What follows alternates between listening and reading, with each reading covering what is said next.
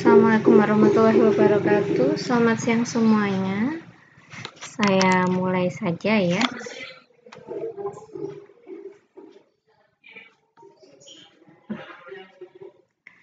Baik, untuk mempersingkat waktu ya, saya jelaskan secara garis besarnya terlebih dahulu untuk ansietas. Ansietas ini kan kondisi kecemasan ya, yang biasa kita sebut kondisi kecemasan. Jadi kalau misalkan seseorang itu berada pada situasi baru dan belum ada pengalaman untuk mengatasi situasi yang baru tersebut, individu akan mengalami kecemasan. Jadi kecemasan ini juga sifatnya subjektif ya. Jadi masing-masing orang berbeda. Ada yang orang misalkan kemarin ada gempa yang sudah beberapa kali pernah punya pengalaman menghadapi gempa, dia cenderung bisa gitu ya mengatasinya dengan lebih tenang. Ada yang baru pertama kali, nah dia cemas dan panik gitu ya, lebih panik daripada yang sudah ada pengalaman menghadapi gempa. Jadi sangat subjektif sekali ya, bergantung dengan pengalaman dan bergantung pada faktor-faktor yang lainnya ya. Mungkin kalau kalian sudah melihat materi yang terkait stres dan adaptasi, nah di sana sedikit saya sampaikan juga tentang kecemasan atau ansietas. Ya, karena sifatnya subjektif ya, untuk perawat jiwa yang menangani kasus ini juga tidak diperkenankan memaksakan ya.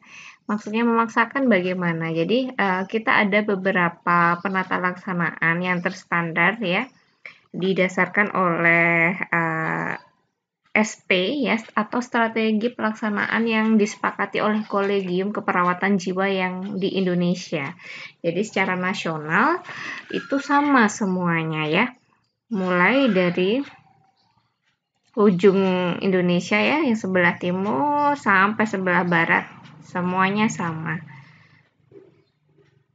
Nah, kenapa kok kita mengikuti standar yang kolegium tersebut? Karena memang di SIKI dan mulai dari SDKI, SLKI, dan SIKI ada beberapa diagnosa yang belum diagnosa keperawatan jiwa yang belum muncul pada SDKI-nya. Nah, SDKI saja belum muncul, apalagi SLKI dan SIKI-nya. Jadi kita ikuti kesepakatan dari kolegium saja, karena ada diagnosa ini memang secara prevalensi memang sebenarnya muncul banyak sekali menjadi masalah-masalah mental dan gangguan jiwa yang ada di Indonesia ya, termasuk yang belum ada adalah seperti HDR situasional, kemudian kondisi berduka, dan lain sebagainya.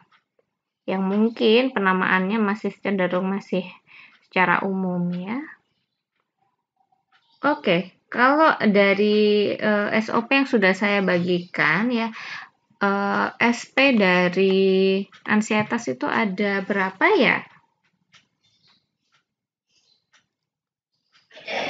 Ada 4 ya. Mulai dari SP1 bertujuan untuk mengajarkan pasien mengatasi ansietasnya dengan cara distraksi. Yang kedua, relaksasi napas dalam. Yang ketiga, relaksasi otot. Dan yang keempat, dengan cara hipnosis 5 jari. Nah, dari keempat tadi yang sudah saya sebutkan, mungkin bisa disebutkan kembali dulu. SP1 sampai SP4 ansietas apa saja? SP1 sampai 4 ansietas itu, yang pertama itu mengatasi ansietas melalui dengan cara distraksi, yang kedua dengan relaksasi napas dalam, yang ketiga dengan relaksasi otot, dan yang keempat hipnotis 5 jari. Ya, yang tidak keburu nyatet ya. Nanti bisa dilihat aja di SOP ya. 4 SP tersebut maksudnya adalah kita melakukan minimal 4 kali pertemuan dengan tujuan mengajarkan yang tadi ya, mulai distraksi sampai hipnosis 5 jari. Nah, kalau misalkan pasiennya bisa ya, setelah kita evaluasi, oh pasiennya sudah bisa melaksanakan SP1-nya secara mandiri. Nah, kita lanjut ke SP2 di pertemuan kedua. Tapi kalau misalkan di pertemuan kedua kita evaluasi belum bisa, maka kita ulang kembali SP1-nya. Secara kenyataannya seperti itu ya, karena tadi ya sifat dari kecemasan ini sangat subjektif dan perawat tidak boleh memaksakan. Kalau misalkan pasiennya masih belum bisa ya kecemasannya diatasi dengan cara yang sudah diajarkan sebelumnya, ya berarti diajarkan dulu lagi, tidak memaksakan untuk mengajarkan dengan cara yang berikutnya. Ya diulang dulu SP1-nya. Kalau misalkan dia di pertemuan ketiga dia belum bisa SP2, ya berarti diulang lagi ya. Maka dari itu kita perlu menjelaskan kepada pasien juga bahwa mengatasi kecemasan ini tidak bisa berlangsung dengan cepat. Misalkan sekali ketemu langsung hilang kecemasannya, tidak bisa ya. Karena kecemasan ini kan sifatnya dibangun oleh banyak faktor dari pasien sehingga membutuhkan waktu lama juga untuk membuat seseorang ini mengalami cemas pada kondisi tersebut. Nah, begitu juga mengatasinya. Nah, untuk mengatasi kecemasan juga memerlukan waktu yang lama juga ya. Jadi tidak bisa sekali ketemu sama perawatnya langsung hilang gitu ya, karena masalah mental ini kan tidak seperti masalah fisik ya yang dengan obat langsung beres, tidak ya. Harus dilakukan pembiasaan, kita betulkan pemahamannya ya tentang masalah yang dia alami, kemudian diajarkan dengan beberapa cara yang tadi ya, misalkan ansietas ya berarti SP1 sampai SP4 itu pun bisa lebih dari 4 pertemuan. Nah, supaya tetap sesuai target, 4 kali pertemuan berarti 4 kali SP. Nah, ada baiknya pada fase terminasi setiap kali kita melakukan SP itu benar-benar dipastikan bahwa pasien sudah paham ya. Kalau perlu kita minta pasien untuk mengulangi kembali tadi yang disampaikan perawat atau yang sudah didiskusikan itu apa saja, sehingga pasien benar-benar paham ya, dan diharapkan setelah pertemuan berikutnya saat kita evaluasi pasiennya memang benar-benar sudah bisa ya. Seperti halnya komunikasi pada umumnya, kita ada 3 fase, mulai dari fase fase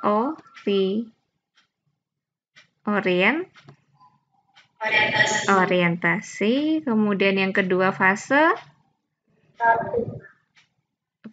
kerja, kemudian yang terakhir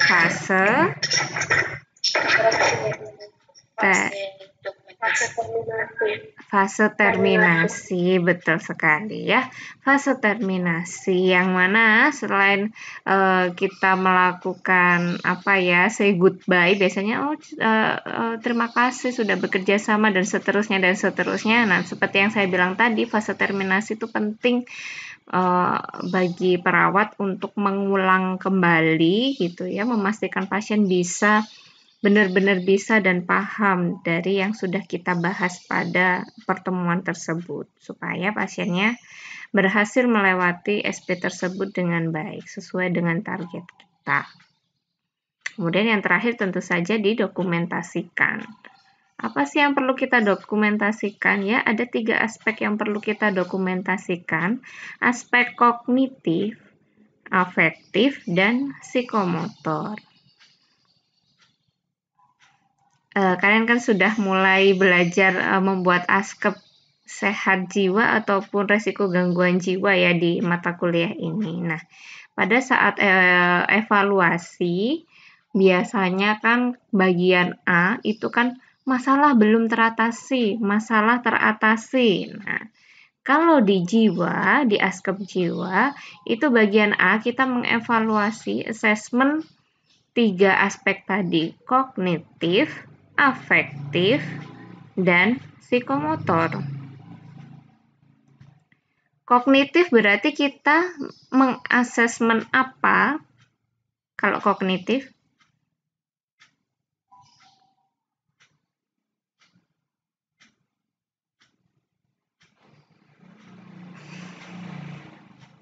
Kognitif, aspek pengetahuan. Pengetahuan ya.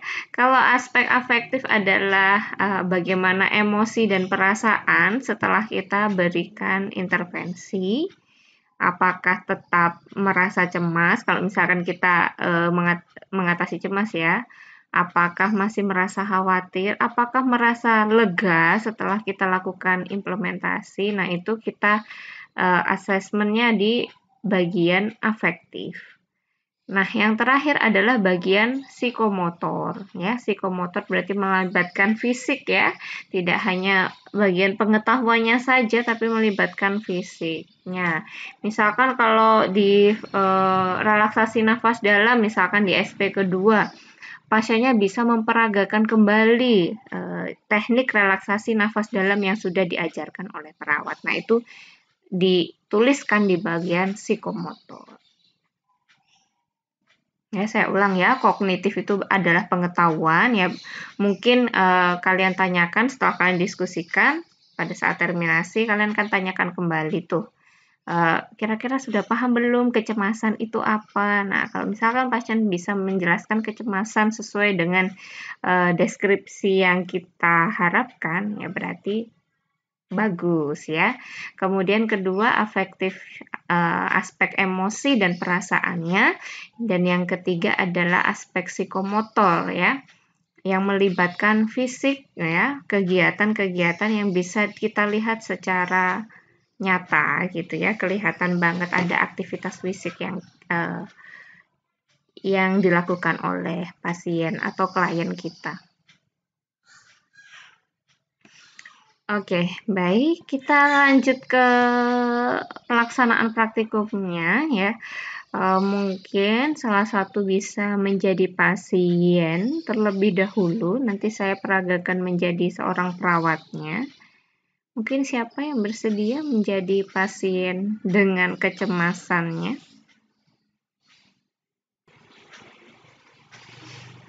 Yuk, siapa? Ini jam 1, apakah ada yang mengikuti perkuliahan ya? Jam 1.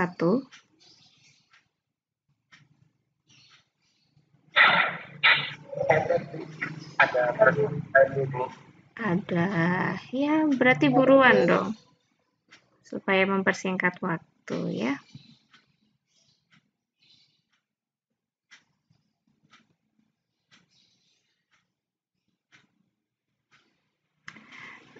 Jika misalkan nanti melebihi jam 1, kita belum selesai, nah saya lanjutkan aja terus. Nah, videonya nanti saya share ya, rekaman dari praktikum kita hari ini saya share di Google Classroom kelas kalian ya, supaya tetap bisa melihat. Beberapa dari kalian juga keluar masuk ya, mungkin karena kendala jaringan, jadi bisa melihat dari rekaman video yang saya share nanti. Selain tutorial yang sudah saya berikan. Yuk, siapa yang mau jadi pasien? Ya, perawatnya loh saya, jadi pasien aja. Saya Bu Jerry Kirman. Oh, baik, Jerry. Mungkin kita sepakati dulu ya, Jerry nanti menjadi pasien ansietas yang cemasnya yang disebabkan oleh apa kira-kira?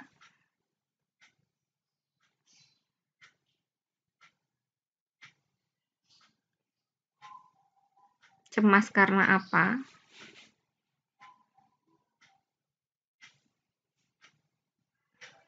Gimana, Jer?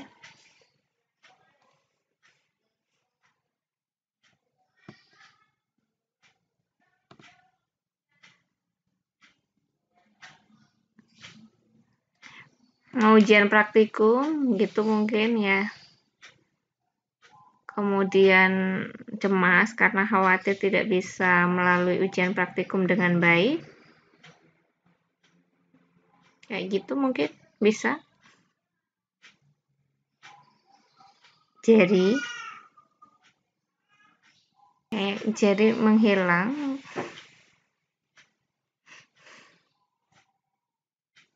Ada tapi ini ya, tidak muncul suara dan gambarnya. Ya, siapa yuk? Kita kan hari ini kan praktikum, jadi harus ada aktivitasnya dari kalian ya. Tidak hanya kalau kuliah kan ya cuma mendengarkan saja. Yuk, siapa yang mau jadi pasien?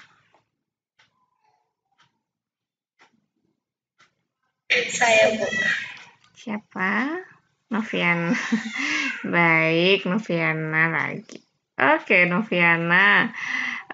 Noviana mungkin cemasannya nanti tentang apa?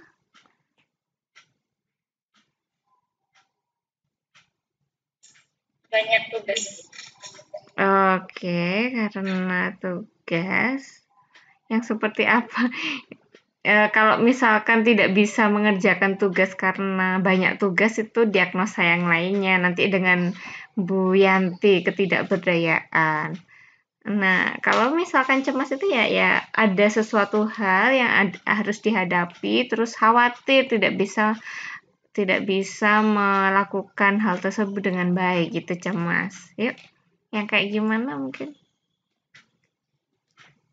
Nah, mungkin Noviana ini kan lagi jauh dari orang tua nih, ya kan ya? Iya. Nah, mungkin gimana kalau cemas terhadap kondisi orang tua yang ada di kampung halaman gitu, karena tidak bisa bersama-sama. Padahal kondisinya juga lagi pandemi gini, mungkin cemas dengan kondisi orang tua di kampung halaman bagaimana gitu. Bisa nanti memperagakan seperti itu ya, mungkin kasusnya. Oke, saya pin ya.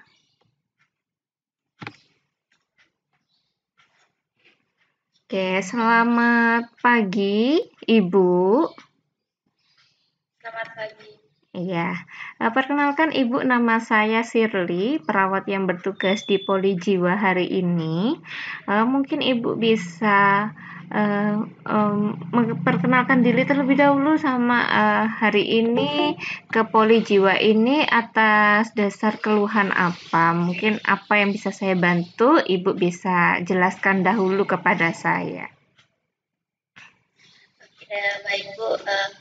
Perkenalkan, nama saya Noviona Sambono, bisa dipanggil Ona.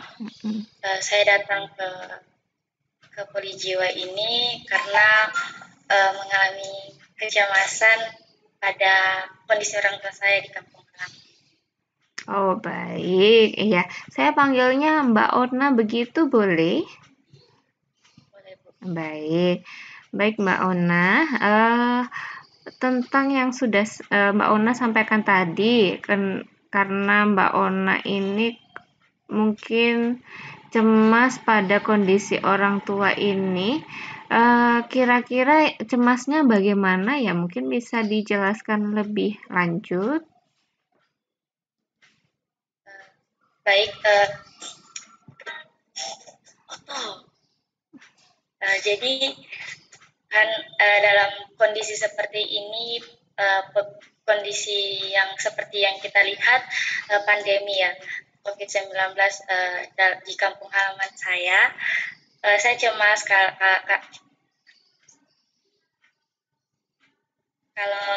orang tua saya itu di sana itu dapat di daerah yang zona merah atau tidak.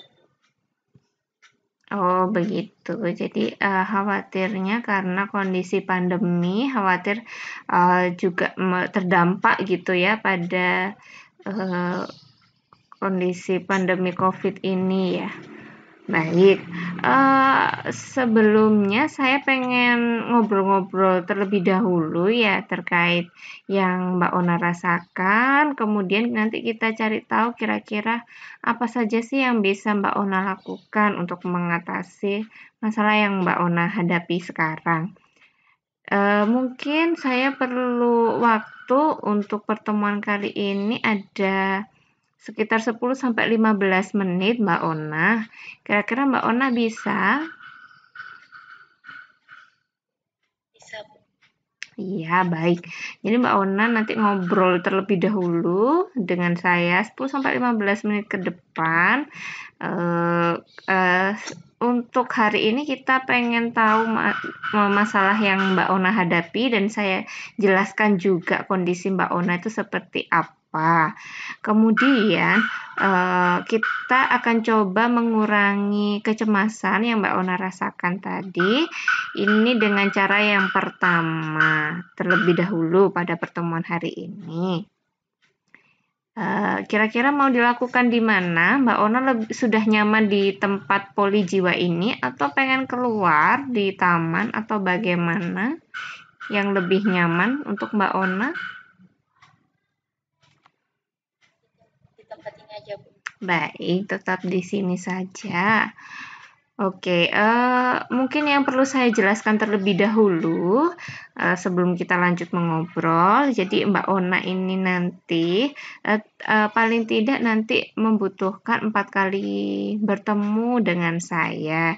Jadi untuk kecemasan yang Mbak Ona rasakan ini kan tidak hanya didasarkan oleh COVID saja, mungkin dengan faktor-faktor lain yang mungkin harus kita atasi juga.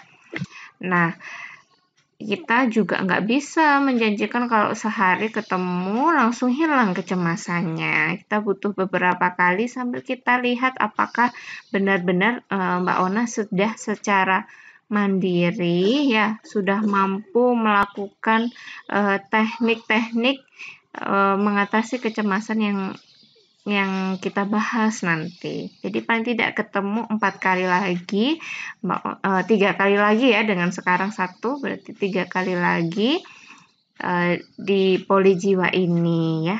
Kira-kira Mbak Ona nanti bisa?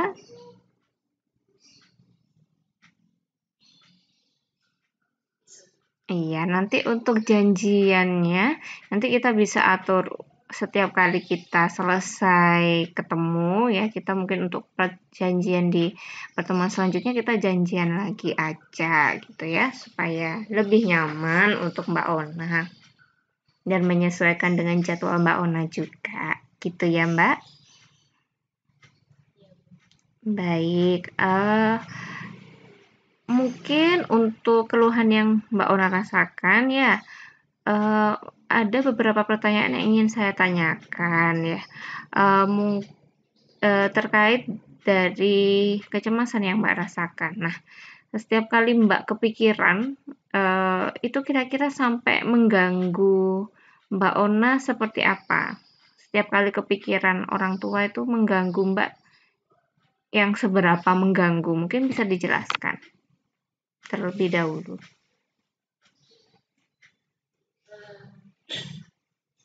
Tidak terlalu mengganggu sih, Bu, tapi ketika kalau saya lagi teleponan atau video call sama mereka tuh habis dari teleponan itu saya langsung kayak kepikiran begitu, Bu. Kayak apakah orang tua saya di sana baik-baik saja seperti itu, Bu. Baik-baik. Itu setiap kali merasa kepikiran itu setiap kali habis video call atau telepon saja atau kadang-kadang juga kepikiran? Ya, Bu, kadang-kadang waktu tidur, Bu. Sebelum tidur itu banyak pikiran tentang keluarga di sana, Bu. Oke. Kalau misalkan sedang beraktivitas, mungkin Mbak Ona sekarang aktivitasnya apa sekarang? Kuliah atau bekerja? Kuliah, Bu. Oh, baik. Saat kuliah gitu juga sampai kepikirannya muncul terkait orang tua tadi, terus sampai mengganggu dari kegiatan kuliahnya atau tidak? Tidak. Tidak. Berarti kalau Kalau melakukan dalam perkuliahan, berarti kalau melakukan kegiatan sebenarnya Mbak Ona ini ya sedikit teralihkan ya pikirannya ya. Baik, baik. Oke, untuk tadi Mbak juga mengatakan sebenarnya nggak selalu muncul ya kepikiran tentang orang tua itu. Jarang-jarang ya, mungkin setelah telepon atau saat malam mau tidur. Nah, kalau misalkan durasinya atau lama kepikiran atau lama kecemasannya muncul, itu berapa lama? Misalkan setelah teleponan, kemudian kecemasannya kan muncul tuh. Nah, itu sampai berapa lama kepikirannya sampai Mbak nggak kepikiran orang tua lagi? Sampai jadi 2 tergantung. jam? Jadi tergantung Bu. Jadi kalau setelah telepon, terus kalau ada yang ajak bicara begitu, mungkin hilang sudah kecemasan, maksudnya pikirannya Bu. Jadi kayak tidak terlalu pikiran gitu. Baik, kalau Jadi dari yang tergantung Bu. Jadi kalau saya sendiri itu banyak pikiran. Kalau ada oke. ya tidak. Oke, baik. Nah, kalau misalkan dari yang Mbak Ona sebutkan tadi, sebenarnya kecemasan yang Mbak Ona rasakan ini adalah hal yang masih normal. Kenapa saya katakan normal? Karena Mbak Ona sebenarnya sudah melakukan beberapa cara untuk mengatasi atau mengurangi kecemasan yang Mbak rasakan dengan tadi ya, entah itu mencari teman bicara gitu ya, supaya Mbak Ona tidak terlalu kepikiran lagi. Nah, tapi ya kecemasan ini tetap harus kita lakukan tindakan ya. Dan Mbak Ona sudah tepat sekali ya, memberanikan diri ke poli jiwa itu kan suatu hal yang hebat ya. Beberapa orang bahkan membiarkan kecemasannya sampai dalam kondisi yang parah yang harus membutuhkan obat-obatan juga untuk memberikan rasa tenang yang lebih gitu ya. Nah, untuk kondisi Mbak Ona ini tidak memerlukan hal tersebut. Jadi nanti kita dengan 4 cara yang nanti akan saya ajarkan ya pada 4 pertemuan kita ya, paling tidak 4 pertemuan kita nanti harusnya bisa ya tanpa menggunakan obat-obatan. Namun jika ada keluhan ataupun kecemasan ini muncul lebih parah lagi, mungkin kita bisa ini ya konsultasikan ke psikiatri atau atau psikolog gitu ya yang bisa membantu lebih lanjut untuk masalah dari Mbak Ona gitu ya. Tapi mudah-mudahan tidak diperlukan ya Mbak Ona ya. Nah, untuk cara yang pertama yang bisa saya ajarkan di pertemuan kali ini, Mbak Ona bisa melanjutkan teknik-teknik pengalihan perhatian ya. Kita sebutnya distraksi ya. Mbak Ona bisa memahaminya dengan pengalihan perhatian. Tadi Mbak Ona sudah menyebutkan satu sebenarnya yang sudah Mbak Ona lakukan, yaitu dengan cara melakukan kegiatan bersama orang lain. Nah, itu bisa dilakukan untuk mengurangi ya atau melupakan sejenak kecemasan yang Mbak rasakan ya. Nah, bisa juga kita tambah pengalihan perhatian ini. Jadi pengalihan perhatian ini kita bisa lakukan dengan melibatkan 3 hal gitu ya. Melibatkan organ mata, kemudian melibatkan indera pendengaran, indera penglihatan, dan yang terakhir bisa dengan melakukan kegiatan yang melibatkan fisik. Ya. Jadi kalau yang tadi ya yang bercakap-cakap dengan teman gitu ya, ngobrol sama teman berarti kan sudah yang kegiatan secara fisik ya. Itu sudah Mbak lakukan. Tinggal kita bahas bagaimana mengurangi kecemasan yang Mbak rasakan dengan melibatkan indera penglihatan. Nah, melibatkan indera penglihatan ini dengan cara membaca atau menonton hal-hal yang Mbak sukai. Nah, kira-kira yang Mbak sukai apa ya? Mau nonton, membaca, apa?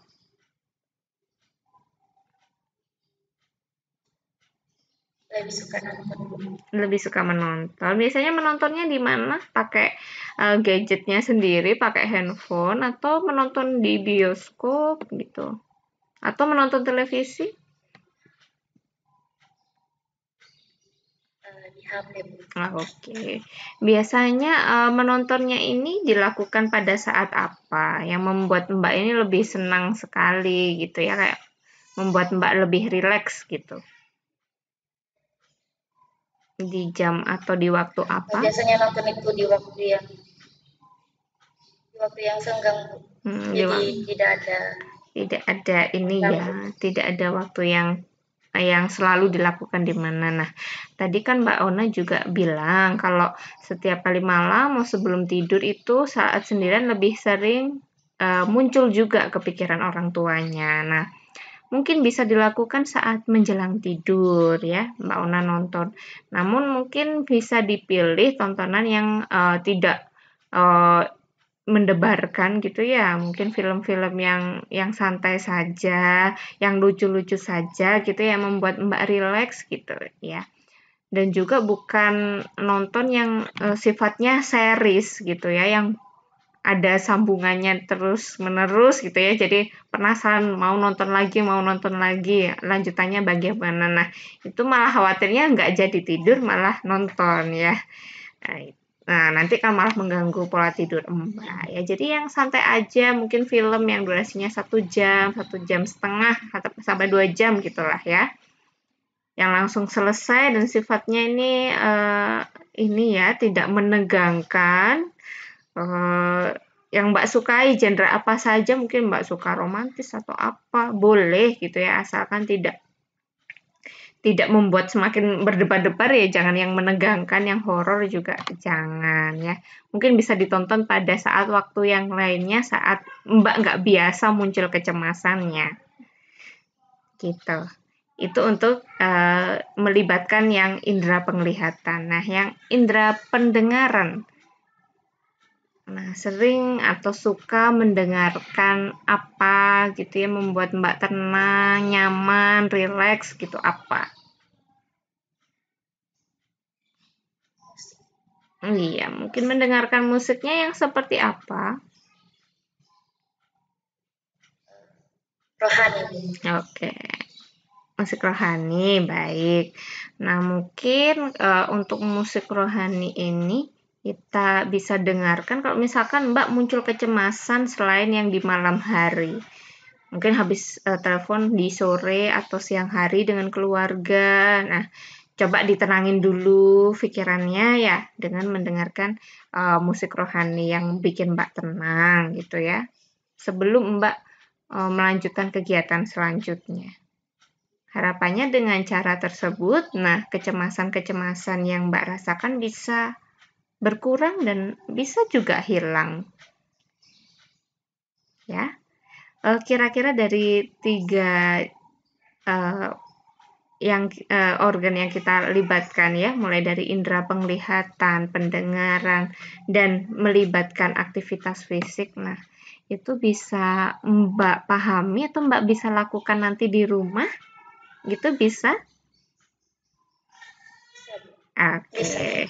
Mungkin sebelum saya akhiri, Mbak bisa menyebutkan kembali mulai dari yang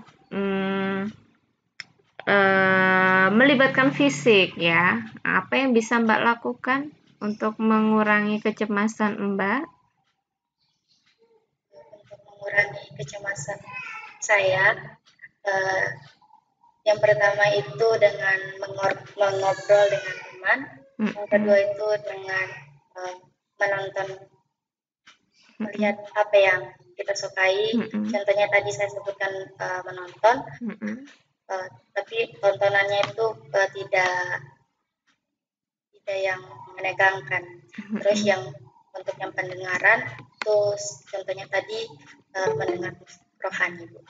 Oke, bagus. Berarti Mbak Ona sudah paham ya yang Mbak Ona harus lakukan nanti di rumah ya. Setiap kali Mbak Ona lakukan ya, setiap kali muncul teknik tersebut ya bisa Mbak lakukan setiap kali muncul kecemasan ya. Di waktu malam sebelum tidur mungkin bisa dilakukan secara rutin ya. Nah, untuk dua cara yang lainnya bisa dilakukan setiap kali muncul rasa kecemasannya. Nah, kita untuk ketemuan yang selanjutnya, kira-kira Mbak Onanya nanti bisa hari apa ya? Hari Selasa depan, Bu. Baik, hari Selasa depan. Nah, selama 1 minggu ini berarti Mbak Ona melakukan 3 cara yang tadi ya. Harapannya bisa semakin berkurang ya kecemasan yang Mbak rasakan. Nah, harapan saya juga Mbak Ona nanti secara aktif gitu ya, bisa mengingat-ingat. Kalau misalkan lebih suka mencatat ya boleh mencatat gitu ya. Kecemasan saya hari ini muncul apa enggak ya? Kalau misalkan muncul bisa di evaluasi hari demi hari gitu. Semakin berkurang tetap atau bagaimana. Nanti di Selasa depan kita ketemu lagi, nanti kita cek apakah tetap gitu ya kecemasannya tetap muncul dengan walaupun sudah dilakukan 3 cara tadi ya. 3 cara pengalihan perhatian tadi atau sudah bisa gitu ya, sudah bisa dengan pengalihan perhatian sudah mulai berkurang walaupun tidak benar-benar hilang. Nanti kita bisa ajarkan lagi, kita bahas lagi di pertemuan selanjutnya mengatasi kecemasan dengan nanti kita bahas dengan cara relaksasi nafas dalam. Ya. Kita pelan-pelan saja, tidak memburu-buru ya supaya lebih nyaman ya. Kan kalau misalkan Mbak nanti disesuaikan dengan jamnya Mbak juga tidak membebani Mbak begitu ya. Di hari Selasa depan kira-kira mau dilakukan di jam berapa Mbak? Sekitar jam 10. Sekitar jam 10 pagi. Mau tetap di poli ini atau di mana? Iya, Bu, tetap tempat yang sama. Baik, oke. Mungkin setelah membuat janji ini berarti kita sudah cukup berbincang-bincangnya pada hari ini. Mungkin Mbak Ona nanti bisa langsung mempraktekannya di rumah. Untuk pertemuan kali ini berarti saya cukupkan Mbak Ona. Terima kasih Mbak Ona bisa aktif gitu ya, membantu secara aktif dalam proses mengurangi rasa kecemasan yang Mbak Ona rasakan. Ya, selamat siang Mbak Ona. Terima kasih banyak ya. Assalamualaikum warahmatullahi wabarakatuh. Selamat siang, Bu. Terima kasih, Bu. Iya. Baik, seperti itu ya. Untuk SP yang kita lakukan itu kan ada 4 ya. Nanti yang lainnya bisa lihat di tutorial yang sudah saya berikan. Untuk yang tahapan pertama yang membedakan SP1 sama SP2 sampai SP4 adalah pada saat fase orientasi. Nah, kalau di SP1 itu kita perlu memperkenalkan diri karena baru pertama kali bertemu dengan pasien. Kalau SP2 sampai SP4, nah berbeda fase orientasinya. Fase orientasi di SP kedua sampai keempat itu kita mengevaluasi, ya menyapa ya, kita nggak perlu perkenalan lagi, kita nyapa pasiennya. Misalkan Mbak Ona gimana kabarnya, sudah seminggu melaksanakan cara mengatasi kecemasan di rumah, kira-kira cemasnya sudah berkurang atau enggak. Nah, menyapa sambil mengevaluasi dari keluhan yang dirasakan dibandingkan di pertemuan pertama. Jadi tidak perlu melakukan perkenalan diri pada saat SP kedua ketiga, keempat gitu ya. SP1 saja perkenalan dirinya. Kemudian di fase orientasi SP1 itu perlu dijelaskan berapa kali kalian mau ketemu sama pasien. Kalau ansietas butuh 4 SP ya berarti paling tidak 4 kali ketemu. Nanti kalau berduka perlu 3 kali SP ya berarti paling tidak perlu 3 kali ketemu. Itu harus dijelaskan pada saat fase orientasi di SP pertama. Supaya pasien paham gitu ya. Oh, saya berarti masih butuh berapa kali lagi nih untuk mengatasi keluhan saya. Biar nggak diterminasi langsung tiba-tiba, oh masih ketemu lagi nih. Oh, saya pikir cuma ketemu 1 kali aja. Nah, kesan itu ya kita hindari. Ya, makanya di awal di fase orientasi kita jelaskan terlebih dahulu. Supaya sepakat antara pasien sama perawatnya.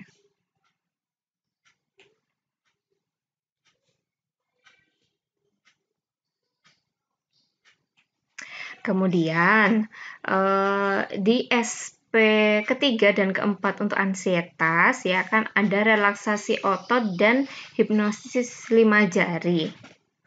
Nah, ada sebenarnya kontraindikasinya untuk SP ketiga dan keempat itu.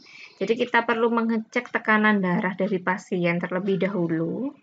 Kalau misalkan pasiennya punya masalah dengan kardiovaskuler ya, entah itu tekanan darah tinggi ataupun rendah, mungkin disarankan terlebih dahulu untuk berkolaborasi ya, mungkin bisa diberikan medikasi terlebih dahulu untuk mengatasi masalah kardionya sebelum kita lanjut SP3 dan SP4-nya. Karena SP3-nya ini kan relaksasi otot. Nah, kalau misalkan ini ada latihan yang perlu menahan nafas yang panjang gitu ya. Kalau misalkan di 3 relaksasi otot itu ada gerakan mencengkeram tangan. Nah, ya tahan posisi tangan itu mencengkeram selama berapa detik gitu ya. Nah, itu kalau misalkan pasiennya ada masalah di kardio itu bisa bermasalah jadi kontraindikasi ya. Jadi tetap harus mengecek tekanan darahnya walaupun kita mengatasi masalah kejiwaannya. Begitu juga hipnosis. Nah, untuk hipnosis ini karena melibatkan emosi yang lebih dalam pada saat intervensinya, mungkin bisa dicek dulu ya tekanan darahnya dan dikonsultasikan pada ya kita kolaborasi ya dengan tenaga medis yang lainnya untuk memastikan bahwa pasien ini aman gitu ya, boleh untuk dilakukan tindakan tersebut. Jika tidak bisa, misalkan ada kontraindikasi, tidak bisa dilakukan SP3 dan 4, berarti ya nggak apa-apa, berhenti di SP kedua. Untuk pertemuan selanjutnya, kita bisa lakukan kolaborasi dengan tenaga yang lainnya. Ya, kita harus paham bahwa kita ada ranahnya gitu ya, ada wewenang yang harus kita pahami kalau kita itu ada keterbatasan gitu ya. Ada ahli yang lebih ahli untuk mengatasi tersebut ya berarti kita kolaborasikan dengan ahlinya. Jangan memaksakan. Oke. Untuk SP kedua, relaksasi nafas dalam. Nah, ini kan sebenarnya biasa juga kita lakukan pada pasien-pasien yang mengalami nyeri ya. Termasuk di manajemen nyeri ya, sebenarnya relaksasi nafas dalam ini. Cuman perbedaannya adalah di relaksasi nafas dalam untuk mengatasi ansietas ini, kita ada beberapa prosedur yang lebih itu ya, lebih detail dibandingkan relaksasi nafas dalam untuk mengatasi nyeri. Mengatasi nyeri ya sudah ya, pokoknya tarik nafas dari hidung, keluarkan lewat mulut seperti itu. Nah, kalau yang tujuannya untuk mengatasi ansietas ini ada preparation-nya. Ya, pasiennya diminta untuk duduk, posisi duduknya harus bagaimana gitu. Nah, kira-kira nih ada yang sedang posisi duduk di kursi atau tidak ya? Di antara kalian. kursi yang ada sandarannya.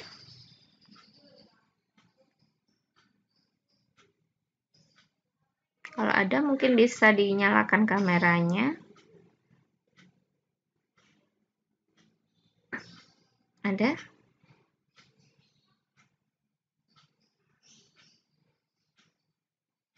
Yang lagi duduk di kursi, nggak duduk di atas kasur ya, duduk di atas kursi. Ada? Siapa yang lagi duduk di atas kursi nih?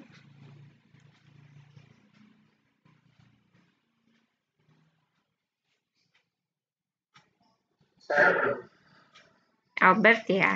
Coba Albert, kameranya agak dijauhkan supaya nampak bagian kursinya. Oke.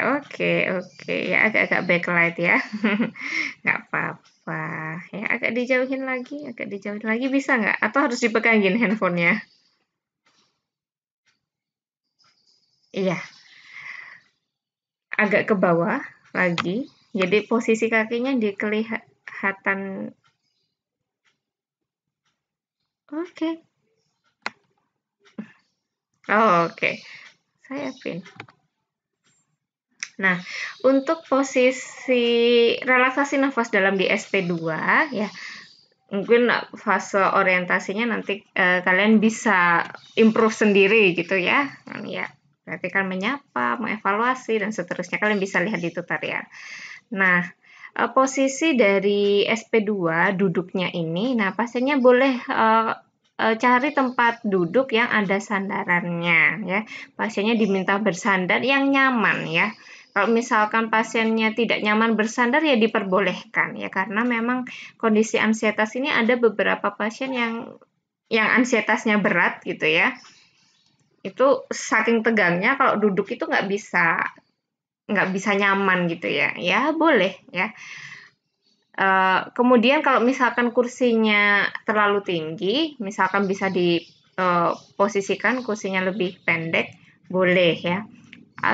Yang penting adalah bagian kaki pasien ya, kedua kaki itu menapak di lantai, tidak posisi menggantung gitu ya. Jadi menapak di lantai.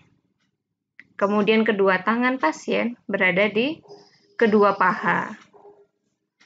Ya, itu yang membedakan relaksasi nafas dalam pada saat kita melakukan manajemen nyeri dengan relaksasi nafas dalam yang kita lakukan untuk mengatasi ansietas di SP kedua.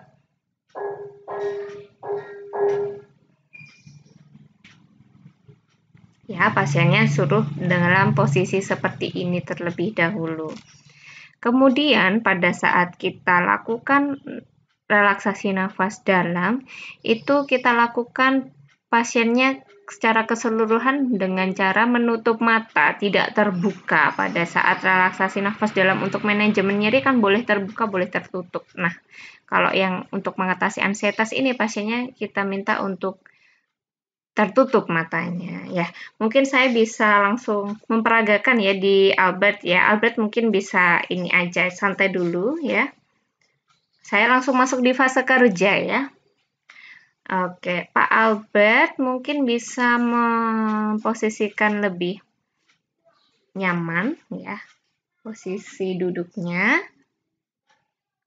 Kedua kakinya bisa diletakkan di lantai, kedua tangannya bisa di atas paha, di kedua paha ya. Ya, rileks saja. Ya, mungkin bahunya bisa dirilekskan terlebih dahulu. Ya, selama prosedur untuk relaksasi nafas dalam ini nanti Pak Albert bisa mengikuti aba-aba saya saat saya meminta menutup mata. Ya, berarti menutup mata terus sampai saya aba-aba untuk membuka. Ya, jangan membuka mata sebelum saya aba-abakan untuk membuka mata. Mungkin dari situ dulu bisa dipahami Pak Albert. Oke. Iya, manggut-manggut aja nggak apa-apa. Alright, bisa. Oke. Mungkin Pak Albert bisa menutup mata terlebih dahulu. Oke. Tarik nafas dari hidung perlahan-lahan. kembangkan dada Anda. Hitung dalam hati 1, 2, 3. Hembuskan lewat mulut perlahan-lahan. Tarik nafas lagi dari hidung secara perlahan. Hitung dalam hati 1, 2, 3. Hembuskan lewat mulut perlahan-lahan. Tarik nafas lagi dari hidung.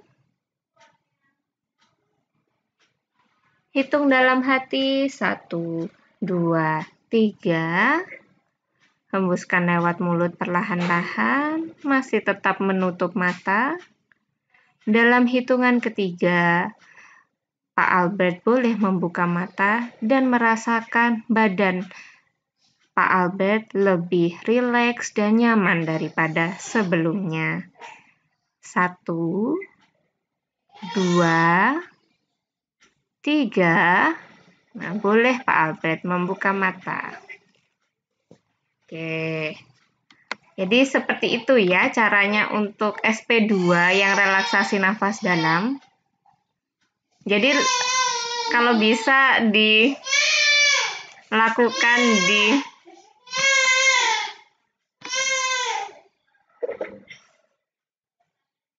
teman-teman suara. Bisa dilakukan pada lingkungan yang tenang, makanya kita biasa tetap lakukan di poli ya, tidak kita lakukan di taman atau di lingkungan terbuka gitu yang biasanya banyak suara yang bisa mengganggu ya. Bisa dilakukan di poli atau ruangan yang tenang gitu ya.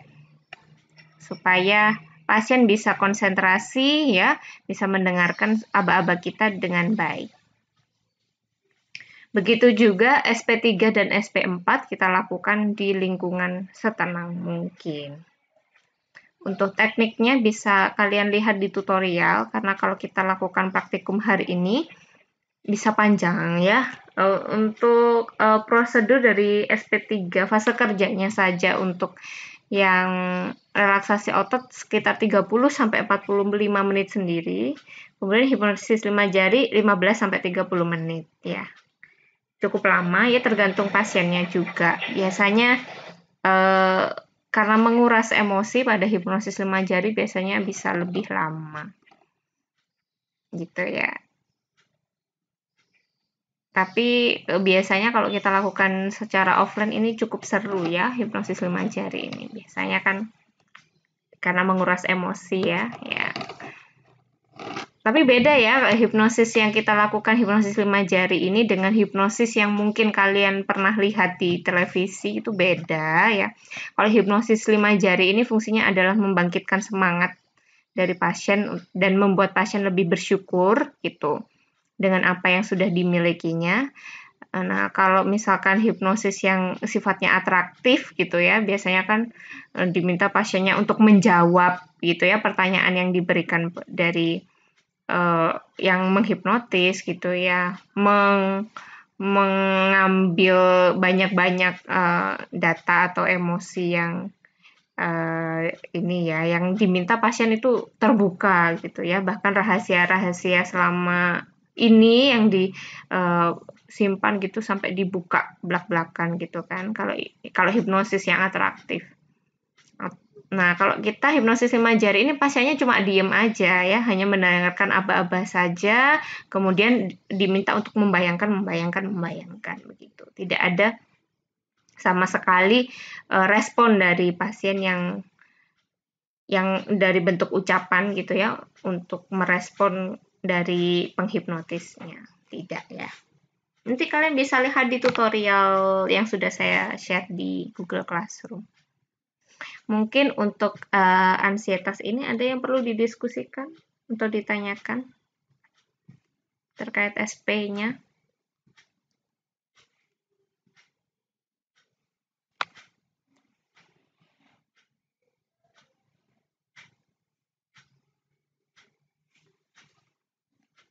Sudah bisa dipahami semuanya?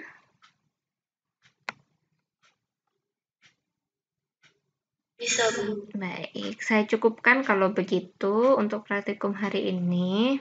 Mohon maaf atas segala kekurangan dari saya atas praktikum yang terselenggara hari ini.